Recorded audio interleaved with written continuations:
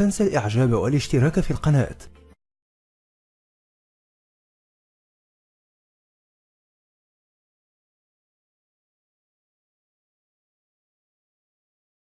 بسم الله الحمد لله والصلاة والسلام على رسول الله وعلى آله وصحبه أجمعين. أشهد أن لا إله إلا الله وحده لا شريك له وأشهد أن محمدا عبده ورسوله. ما بعد. السلام عليكم. You still awake, huh? Okay. We didn't bore you to death yet, but we'll work on it, inshallah. My name is Yusuf. Can you say Yusuf? Let me say Yusuf. Yeah, very good. I wish you'd teach my wife. She keeps mispronouncing it. She calls me useless.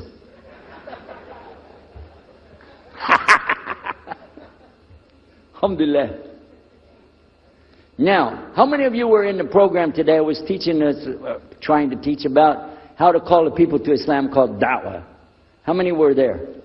Okay? All right. I just used an example what I was telling you about. Remember I was telling you when you introduce yourself to somebody, you got to get friendly with them. So I just used an example right there. Because this will disarm the people. This disarm them and make them relax a little bit. Because they're coming to you with things like, how come you Muslims has to kill all the people? What kind of question is that? How come you have to beat your wives? Why does your book tell you that you're the only ones going to go to paradise? So these kind of questions, when they come to you, what are you going to do?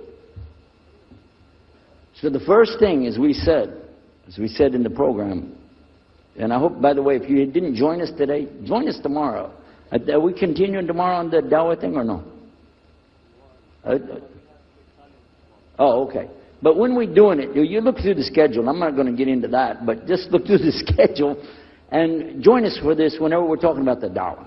Because part of giving Dawah is you. And if the people aren't buying it, they're not going to listen to what you got to say. So you got to soften them up a little bit. Got me? Okay, where are we? The subject tonight is the subject of priests and preachers entering Islam. And often people ask me, we heard about you used to be a priest or something and you came into Islam, so, tell us about it. We want to know, how does that happen? And it's not just Muslims who want to know. Non-Muslims would like to know the story too, because they feel like, you mean you didn't understand? I mean, you were a priest, you didn't understand about Jesus? Come on, man! So, it's a topic that I talk about a lot. The first thing I have to do is clarify a couple of points. I was not a priest. In the English, we use the word priest to mean somebody who is in the Catholic Church. If you're not from the Catholics, if you're from the Protestants, then you don't use that term. We usually use the term, for instance, pastor, minister, preacher, reverend, and these are some of the titles. We came up with an awful lot of them because that's the way humans are, right? Give ourselves titles. So, I was a preacher and a minister of music. But that doesn't really matter, but just if you're talking to a Christian and you say a priest, he's going to say, oh my God, how is that? And when they find out, oh, you weren't a Catholic, well, that's a lie, then you weren't a priest. So I want to clarify that. As a matter of fact, I will tell you in my own estimation, I'm probably the least of the factions within this equation.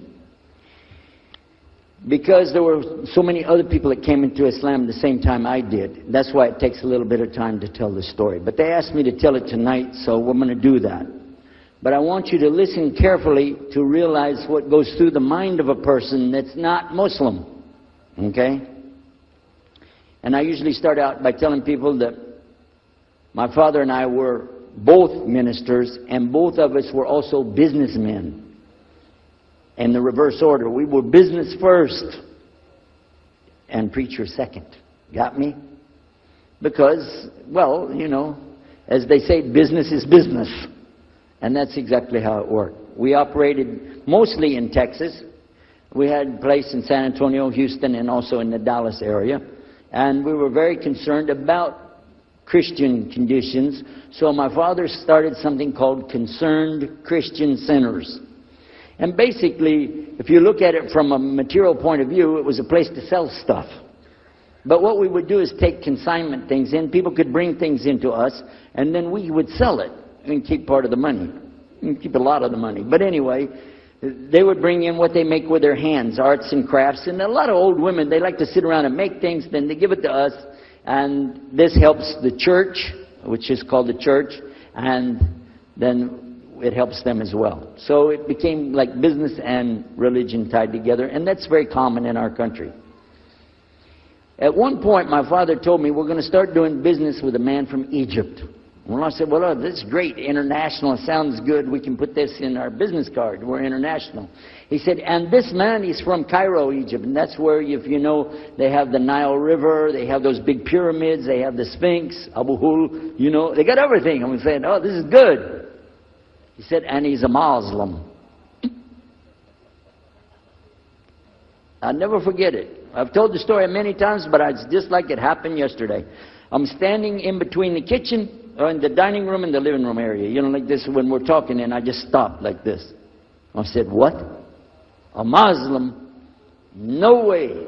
No way do I want anything to do with that. Dad, come on, you should know better than anybody. Because we were linked in with other preachers. My father supported people like Pat Robertson. Huh? You know him? Huh, Pat Robertson? And Oral Roberts. He's not very popular anymore, but he used to be real strong. And his ministry up in Tucson, Tulsa, Oklahoma.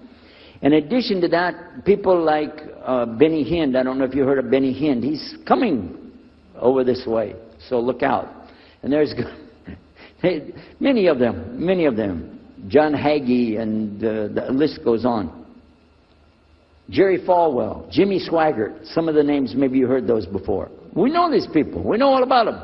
All about them. Okay? So at one point, here I am standing there talking to my father about a Muslim. These are the enemies of God. This is what we've been taught. These same people, I just mentioned their names, in their preaching on the television and so on, this is what they teach. Muslims are no good. Now it just became Muslims are terrorists. But back then, you know, we didn't reach that level yet. We were still just kidnappers, hijackers, you know. They said that Muslims don't believe in God, that they're worshiping a black box in the desert, and they kiss the ground 5 times a day. Now that's what we know, man. So here's this Muslim going to do business with us. I told my dad, no way, I'm not going to do it. And he insisted. He said, I want you to meet this man. He's very nice. And I said, I don't want to meet him. I never am like this, by the way. But on this case, I said, no, that's one thing I'm going to stand firm against. We're not going to do it. He said, I want you just to meet him. I said, all right, I'll do it for you. I'm going to do it my way. I'm going to go to church.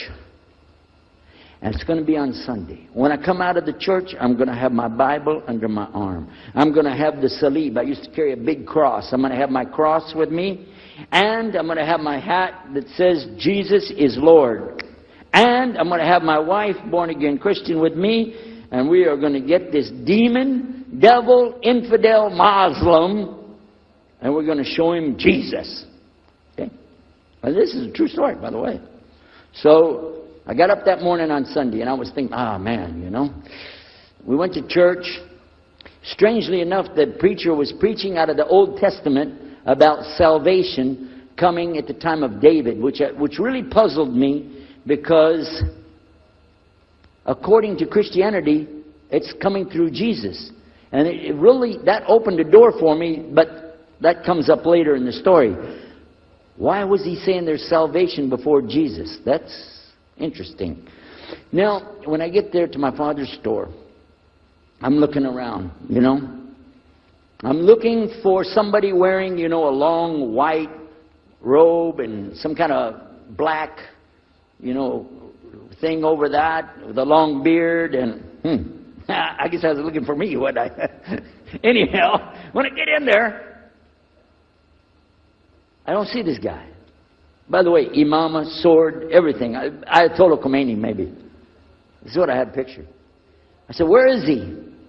I'm ready. My father said, he's over here. I said, where? I said, here. This is a normal guy. He was normal. He didn't have a beard. He didn't have any hair at all. I said, how do you do? I told him my name. He introduced himself. His name is Muhammad. I said, how do you do? After the niceties of hello, how are you, how's everything, I said, God. He said, yes. Oh, yeah? Sure. I said, but do you believe in the God of Moses? He said, yeah. Abraham? Yeah. What about David and Suleiman? He said, yeah. So when I meet this man, I'm impressed that he's believing these things, but I thought maybe he's just saying it. So I even asked him, what about Jesus? Because I thought maybe they're kind of... First I thought Muslims were like Hindus. That was first.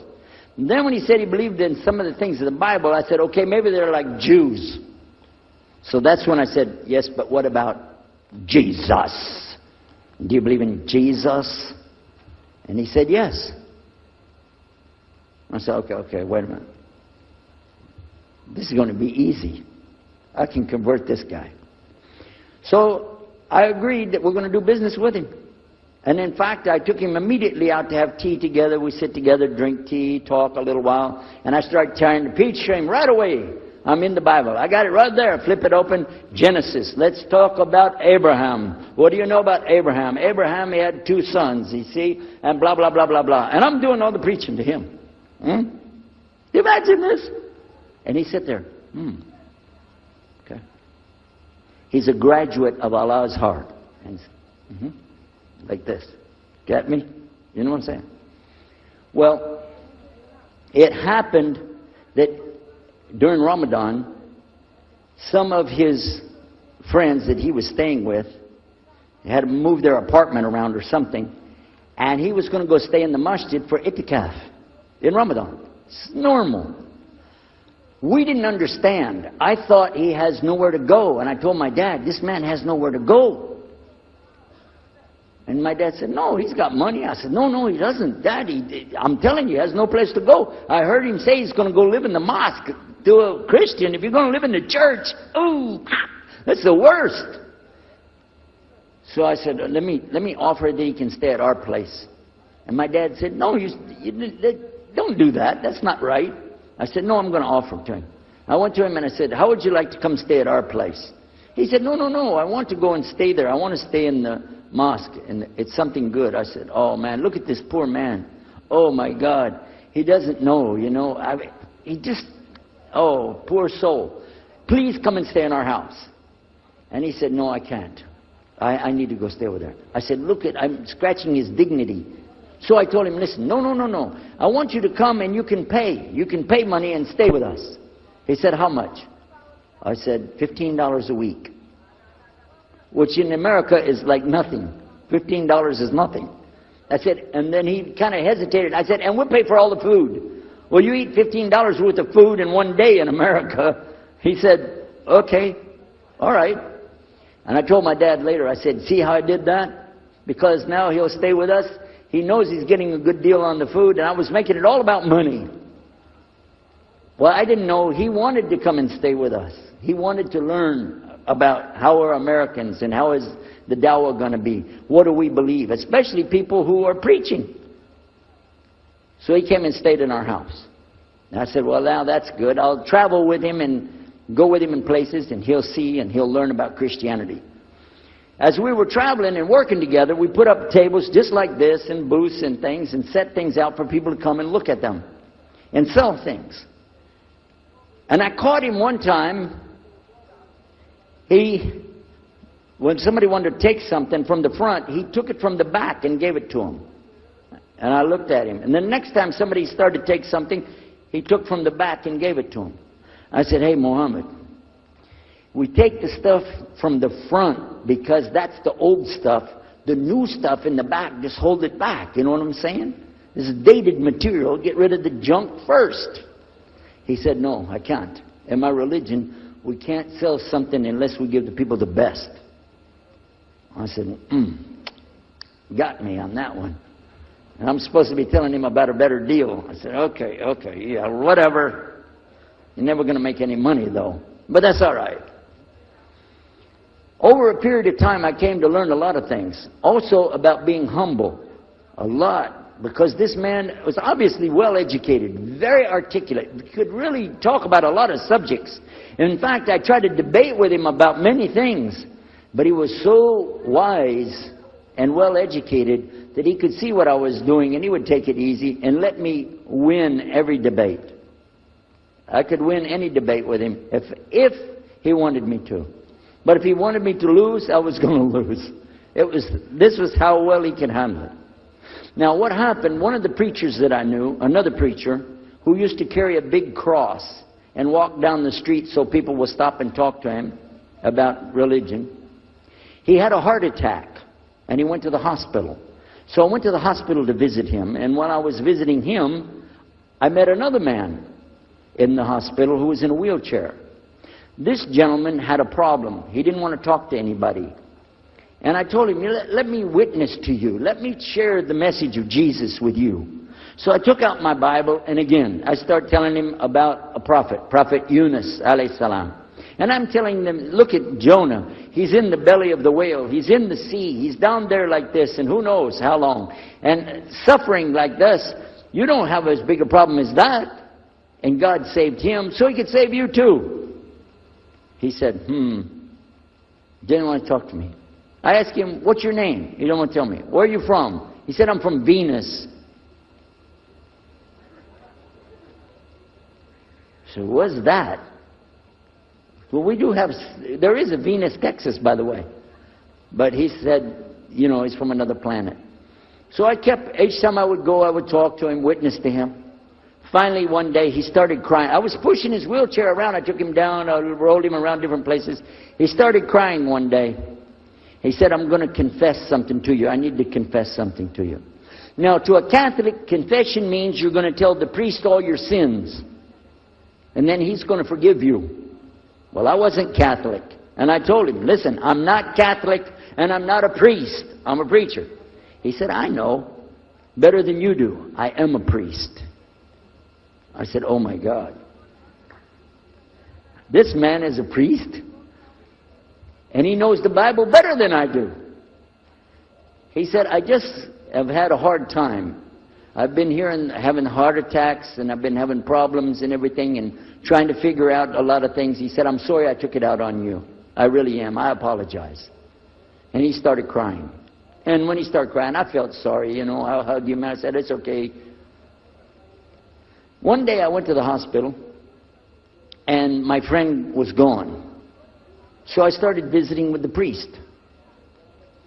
And then it happened one time I went to visit him at the hospital, and he was gone. And I asked him, where did he go? They said he went home. I said, home? He's a missionary priest from South America. How did he go home? She said, I don't know. He's not here. I'm sure his family. I said, he has no family. I know him personally. He has no family. Where did he go? She said, I don't know. We're not responsible for them. I said, well, let me see where he went. You got it in your file? She said, I can't do that. Those are locked up. Nobody can look in the file. And I got in the lady's face and I said, listen to me. This man could die in the street right now, and it's going to be your fault. And you're going to get sued because I'm going to sue you for him. She said, okay, his folder's over there, but I'm not going to watch. And I went over and I looked for it, got address where he went. Sure enough, he was in a place where they put people that have no place to go, a shelter. So I went to the shelter and I found him. He was still on crutches. He saw me, he started crying again. He said, please get me out of here, get me out of here. I said, okay, come live at my house. Now, I told you the story so you can see something. Now look, I have 2 visitors in my house. One is a Catholic priest. The other is a Muslim. And I'm thinking I can get the Catholic priest and convert him to be a Protestant. At the same time, I'm going to catch the Muslim and bring him over to Christianity. High aspirations. But it didn't work. Some strange things began to happen. We would sit around the table at night to discuss what is the Bible and what's the salvation. My father has a Bible. It's called King James Version of the Bible. Most of you probably heard about it, especially any students of Ahmadiyyat or Zakir Naik, you've heard about King James Version of the Bible. But I work out of a different one that I've had since 1953. It's called the Revised Standard Version. And it says in it, King James Version has grave mistakes. And it's in it, King James Version has grave mistakes, grave errors, defects in it. That's what it says.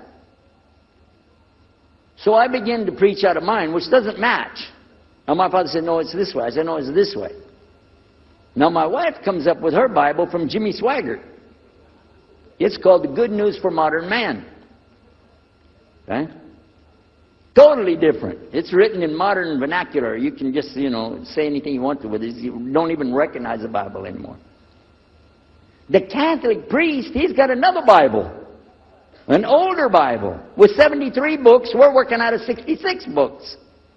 And his is not even the same in the verses. It doesn't match up at all. And I never even knew about this subject until then.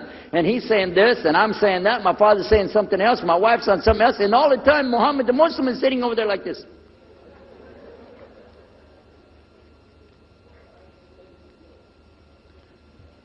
So we asked him. I guess it was me. I asked him. I said, well, how many versions of your book, your Quran, do you have? He said, the Quran has no versions. There's only one. It's original. It's in the Arabic language. ذَلِكَ الْكِتَابُ لَا رَيْبَ فِيهِ. This is the book that has no doubt. هُدًى لِلْمُتَّقِينَ. It's guidance for those who have taqwa for Allah. As Sheikh Muhammad Jabali was just telling you about this shield or taqwa that you have to have between you and Allah subhanahu wa ta'ala. And only certain people are going to get the huda, hidayah, dina, from this Quran. These people that have the taqwa. So when he's telling us that the Quran is one, I'm going, huh? And it's in the original language, we still have it. You know what I was thinking? He's lying. I was sure he was lying because he could see the problem we were having, and he just sat back and made that up. But I don't know Arabic at that stage, so I don't know what to say. Maybe, I don't know. And he left it at that. He didn't try to preach. But it put a big doubt in my mind now about, we got all these books, he's got one, and la rayba fi, no doubt in it. So another time we had another discussion that came up. Now this time I went to the other preacher who had the cross. And I was asking him, I want to be able to explain the Trinity. He said, you know the Trinity. I said, yeah, I know. And I know the Council of Nicaea when we had that. But I want to know the way to explain it so a human being can just understand it. He said, okay. It's like an apple. Just take an apple. The apple has a shell around the outside, the skin. Inside is the meat. Inside of that is the seeds. Okay? 3 things, 1 apple. That's the way. I start going back. I'm going to tell this Muslim about the Trinity. But on the way, I remember his arguing with me, his way of debating with me. I said, no, he's going to tear me apart. As soon as I say seeds, he's going to say there's more than one. So it could be 7 or 8 or 9 or 10 gods all rolled into one. No. It's got to be special. It doesn't work like that. Let me go back and try again. So I went back to him. I said, what if he says there's more than one seed in there? He said, okay. I said, and besides, it could have a worm running through it. Then that would make it go up another notch. What can I do about that? He said, okay, forget the apple. I said, okay. It's like the babe, the egg. Use the egg. The egg has a shell. Inside of the egg is the white. Inside of the white is the yellow. 3, 1 egg. That's it. That's good to go. Now I start going home again, and it hit me. Wait a minute. The egg could have a double yolk. God becomes 4, just like that. Plus, it could be rotten. I'm not going to ask him again. So at the market one day, I saw a man, and I was talking to him because I was listening to some things that Muhammad had told us about the belief in Islam. Allah is one. And so I was telling this guy, I got some doubts about the Trinity. He said, you a preacher, you have doubts? I said, yeah, it doesn't make any sense. It doesn't make any sense. How could 3 be 1? He said, okay, look. You see me? I'm one man. I said, yeah. He said, my wife? Yeah. It's one person. Yeah. He said, my son? Yeah. 3. 1. One family. It's the family of God. Use that. I said, there you go. The family of God. You don't get very far on that one, and you realize right away they could have another kid just like that. But worse, they could get a divorce. You want a God that can get a divorce? Huh? In Texas, if you get a divorce, your wife gets the cars, house, your retirement check, your 501, your Keogh plan. She's going to get your computer and even your email. You got nothing left. And I don't want a God that can have a worm in it. I don't want a God that can be rotten, and I don't want a God that can get a divorce. I want to explain this Trinity the right way. Sure enough, the subject came up, Trinity. There we are. Now here's the priest trying to talk about the Trinity is like an apple. I'm going, you don't go there. And then the egg, don't worry about it. The family of God, forget about it. I know what's going to happen. So we ask Muhammad, we say, okay, what do you say about God? What do you think he said? أعوذ بالله من الشيطان الرجيم بسم الله الرحمن الرحيم قل هو الله أحد الله الصمد لم يلد ولم يولد ولم يكن له كفوا أحد. And he explained it something like this. Say he is Allah, the unique, not like anything else. He's eternally sought after by his whole creation, but he doesn't need the creation. He's not the father of anything. He's not the son of anything. He's not like anything. And he is unique. Ahad. I said, boy, that's exactly what I already think, but I can't admit that. That sounds too easy. But plus in the Quran, Allah subhanahu wa ta'ala tells us to tell the Christians, don't say three. Here's a little point. I'm going to go out of the story for a minute to show you something. Nowhere in the Old Testament, the Torah, or the Zabur, the Psalms, or the Injil, which is the New Testament, nowhere in the Bible do you find the word Trinity. Not once. Not once is the word Trinity. But it's in the Quran. We have it in the Quran. It says, Thalath, tell them not to say Trinity. But they don't have it, and Allah said, don't say it. Guess what else? The word Bible is not in the Bible. Bible is from Greek. It means biblios or book. Book. But it's in the Quran many times. Is it? Kitab. Book. Ahl Kitab. People of the book. So we found in the Bible a shortage. They're talking about it, but the Quran is explaining it. I found actually in the Quran, I can explain the Bible much better because it gives me the things I didn't know how to explain. So then in my mind, look what I did. I started realizing what he was saying was true, but I never admitted it. Instead, I was taking this and mixing it. And when I would go give my next talk, I would say, so and so and so, and I would use what I learned from the Quran to explain what's in the Bible. Some of the people liked it, but some of them didn't. Because when I began to talk about salvation being based on what? And the Bible tells you in there, there's no Savior except God. It says it real clear. Jesus is not your Savior, God is. When I found that, I said, okay, let me try another way to explain that. Each thing as I would learn it, I'm trying to change how I'm presenting the thing. It still doesn't dawn on me, I need to do something. But I could see for sure God is only one, and so I totally forget the Trinity thing. My dad never did believe it anyway, so he had no problem with it. Now we come to some new thing. The priest asks the Muslim, can I go to your church with you? The mosque. He said, sure, come on. Well, he went, and they came back. So we took the priest aside. Come here, come here. What do they do? What do they do in there? Tell us, what do they do? Do they like kill some animals, or what do they do in there? He said, no, they just stand there like this, and they pray, and they leave. I said, what? They pray and leave? He said, yeah. Okay, what kind of music do they have? He said, they didn't have any music. No music? How in the world are you going to worship God without music, man? So I asked him, Muhammad, you guys don't have any music? He said, no.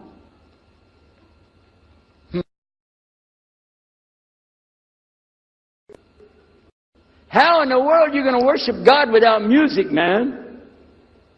So I asked him, Muhammad, you guys don't have any music? He said, no.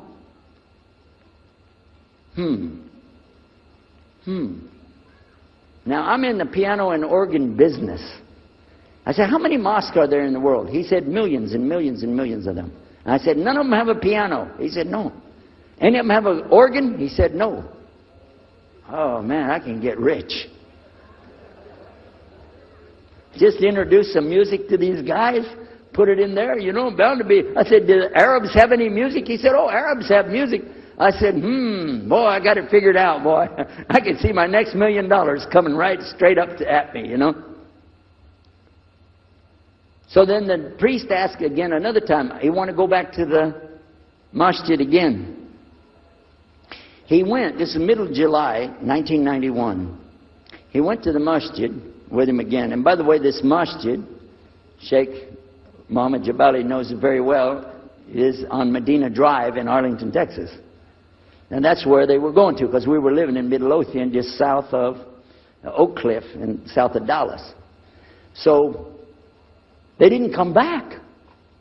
All night we're waiting. What happened? Very late they came back. And when he came in, I looked. There's Muhammad. I recognized him. Who's the guy with him, though? He's wearing a white jalabiyah, white dress like this. He has a white pillbox cap on his head. And I looked at him and I said, Pete. His name was Father Peter Jacobs, but we're not, you know, Catholics, so I don't have to call him Father. I said, Pete, did you become a Muslim? He said, اشهر la ilaha illallah, اشهر Muhammad Rasulullah. I said, oh my God. Now I used to have cameras like these cameras right here, because we had a television show called Estes Music Jamboree. So I got one of our cameras out, opened it up, set it all up on the tripod, and I was going to interview him and ask him, well, you know, why you went to Islam? What happened? While I was talking to him, though, he fell asleep. So it was still in my mind, and I was thinking, what am I going to do? This is too amazing. Now here I'm preaching to the people, and I'm trying to change what I'm saying, and here's a priest just became a Muslim. My father's saying it's a good deal. It sounds all right to him. I don't know what to do. So I decided I'll talk, make mashura. I talked to my wife.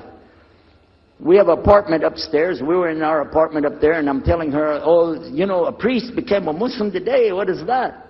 And can you imagine what they were saying about the Quran and saying about this and so and so? All of a sudden, she said, I want to get a divorce. Oh, whoa. It's not the subject, but what happened? She said, no, all this talking about religion and talking about Islam, and so I can see. I said, oh, no. No problem here. No problem. I said, you thought no, I was just observing somebody else. No, I'm not interested. Trust me. I don't want to be with those Muslims. Last thing I want to do is be with a Muslim. No way. Just put your mind at ease. She said, I need a divorce. I said, where are we going with this again? What's the problem with that? What happened? She said, a Muslim can't be married to a Christian. I said, what? No, wait a minute. Hold on. I don't look at me. I'm telling you, I swear I don't want to be a Muslim. Okay?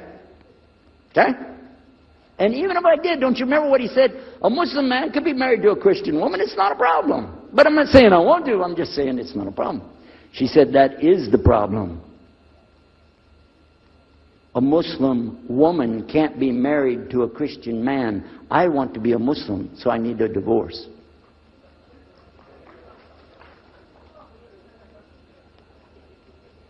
I'll never forget, I was sitting right on the edge of the bed, just sitting there, you know, and I almost fell over. I said, at last, I can tell the truth. I can say it. I didn't realize that she liked the idea. I was afraid. I said, okay, the good news is, I too want to be a Muslim. You know what she said? I don't believe you. I said, no, really. I was just saying that because, you know, but for sure, just so you know, I want to be a Muslim. I've been thinking about it. I want to be a Muslim. We're both going to be Muslim. Alhamdulillah, it's going to be great. Right? You know what she said? I don't believe you because you're either lying right now or you were lying 5 minutes ago when you said you didn't want to be a Muslim. And either way, I don't want to be married to a liar. So get out.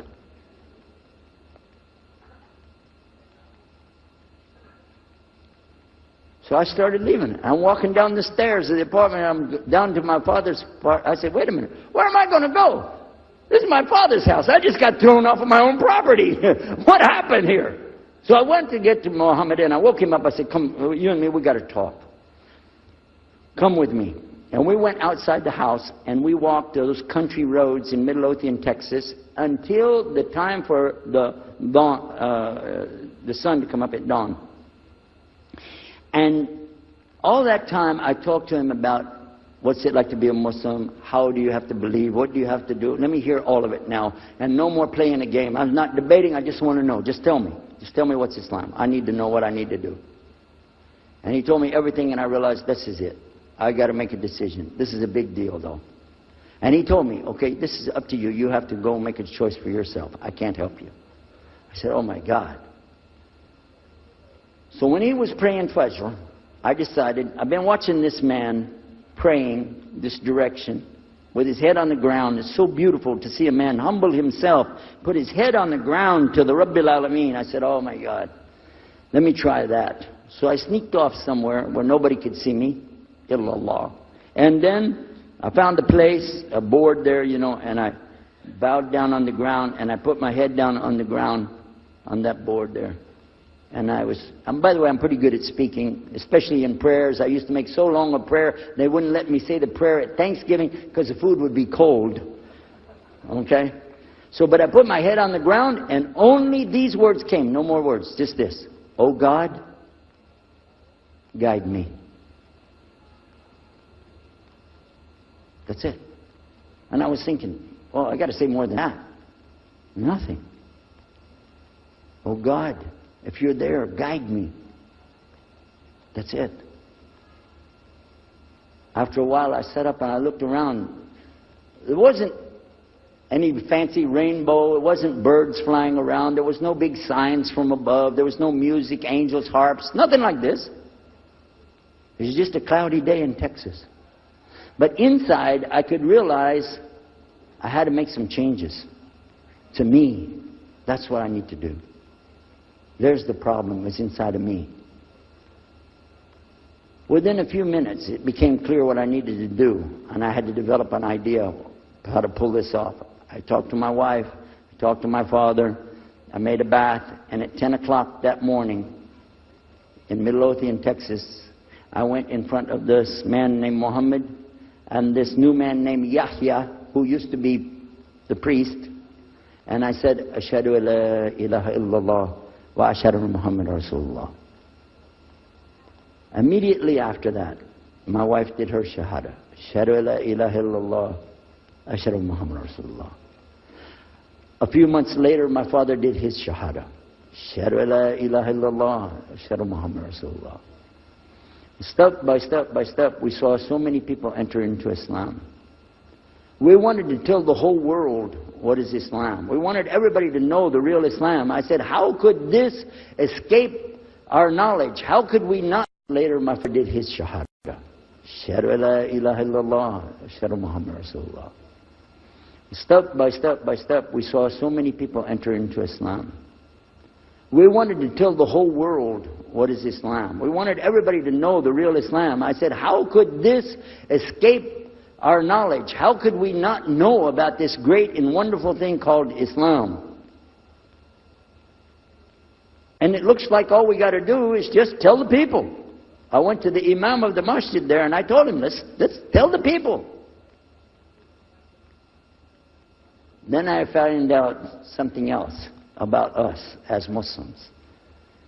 And that's why we've got this convention here right now. This is why we have the exhibition.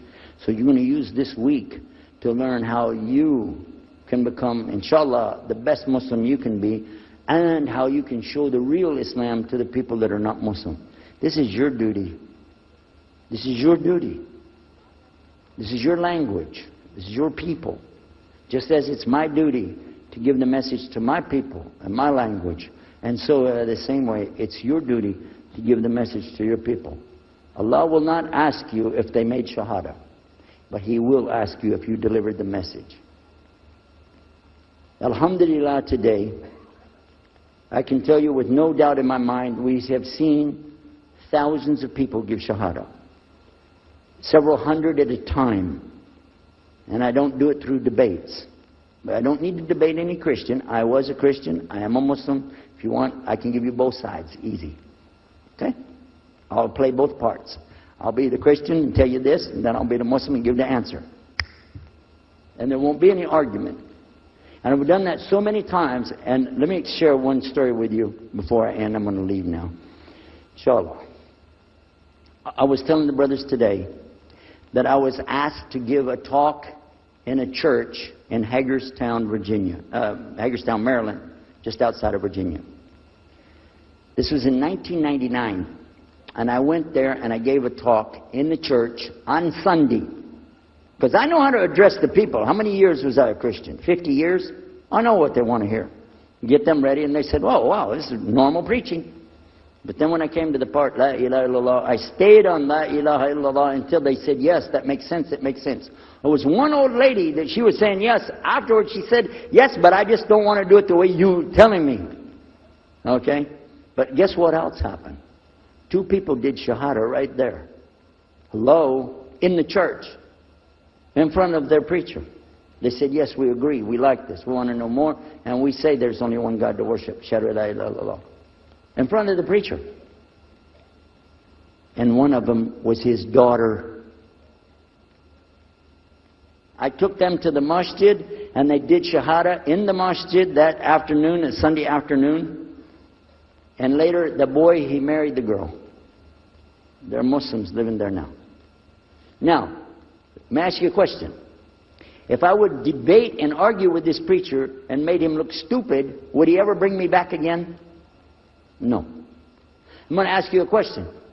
If you were at a place and you saw somebody change their religion to another religion in the temple of that religion, and the father was the priest there, what would you think? Is that man ever going to call me again? Do you think he'd call me again? 3 months later, he called me again. Come back again. We really enjoyed it so much. I said, "How's your daughter doing?" I want to remind him, see what he's going to say. He said, "Well, she's doing fine. She likes Islam. It's very nice and lovely. She treats us so good. You know, we're amazed at her personality. We love you guys. Could you please come back again?" And I did, alhamdulillah. So I'm just showing you that it's not guidance from me, not guidance from you. It's guidance from Allah. Allah guides whom He wills. Whom He wills.